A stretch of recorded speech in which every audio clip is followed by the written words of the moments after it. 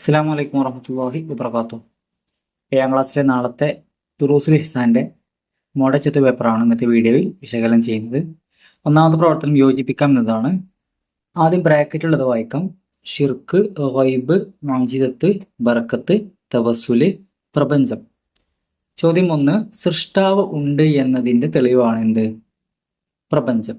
2. അള്ളാഹു പൊറുക്കാത്ത മഹാപാപമാണ് ഏത്? ഷിർക്ക്, അള്ളാഹുവിന് പങ്കു ചേർക്കുക. 3. അള്ളാഹുവിൻ്റെ ഇഷ്ടദാസന്മാർക്ക് അറിയിച്ചു കൊടുക്കുന്നതാണ് എന്ത്? ഗൈബ്. 4. ഷിർക്കിന്റെ ഗണത്തിൽ പെടാത്തതാണ് ഏത്? തവസ്സുല്. 5.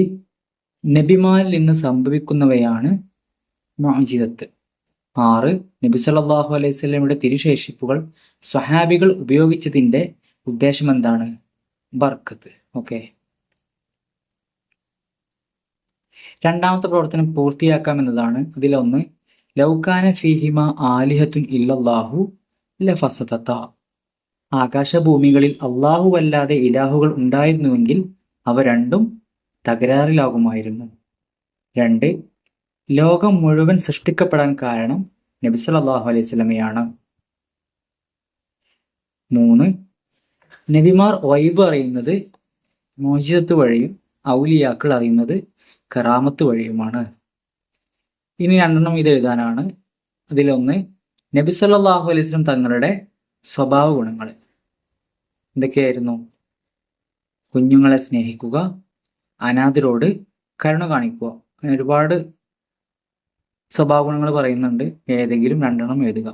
രണ്ടാമത്തത് നബി സല്ലല്ലാഹു അലൈഹി വസല്ലം തങ്ങളോട് നമുക്ക് സ്നേഹമുണ്ട് എന്നതിൻ്റെ കാരണങ്ങൾ എന്തൊക്കെയാണ്? അള്ളാഹുവിന് ഏറ്റവും ഇഷ്ടപ്പെട്ട അടിമ നബി സല്ലല്ലാഹു അലൈഹി വസല്ലമയാണ്. അതുപോലെ നബി സല്ലല്ലാഹു അലൈഹി വസല്ലം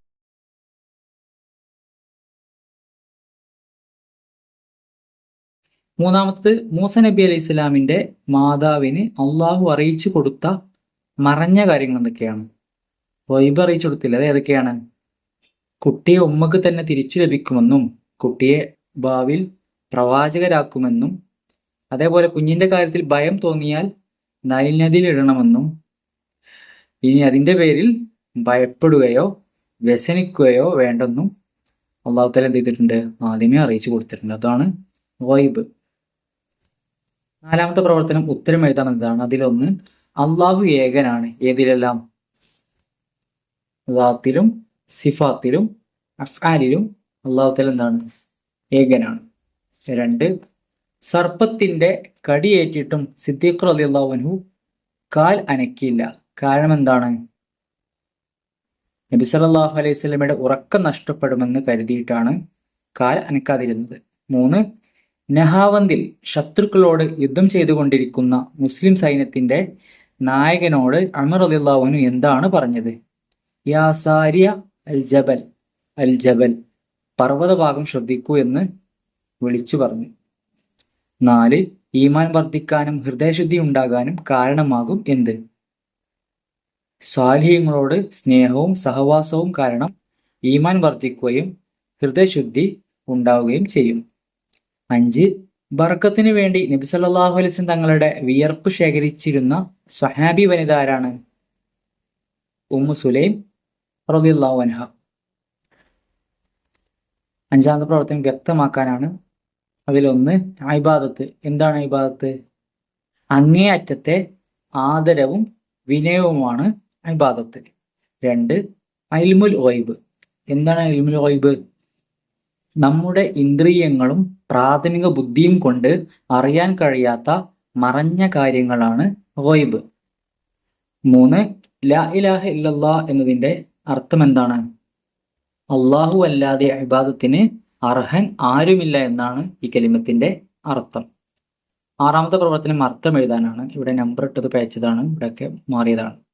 6ാമത്തെ പ്രവർത്തനം അർത്ഥം എഴുതാമെന്നതാണ്. അന്നബിയു ഔലാ ബിൽ മുഅ്മിനീന മിൻ അൻഫുസിഹിം. എന്താണ് അർത്ഥം? മുഅ്മിനുകൾക്ക് നബി സല്ലല്ലാഹു അലൈഹി വസല്ലം സ്വന്തം ശരീരത്തെക്കാൾ ബന്ധപ്പെട്ടവരാണ്. ഓക്കെ, എല്ലാവരും വളരെ നല്ല രീതിയിൽ പഠിക്കുക, പരീക്ഷയ്ക്ക് വേണ്ടിയിട്ട് തയ്യാറാവുക. അള്ളാഹു തആല നല്ല അറിവ് നൽകുമാറാവട്ടെ. പരീക്ഷയിലൊക്കെ നല്ല മാർക്ക് സ്കോർ ചെയ്യാൻ തൗഫീഖ് ചെയ്യുമാറാവട്ടെ. അസ്സലാമു അലൈക്കും വറഹ്മത്തുള്ളാഹി വബറകാതുഹു.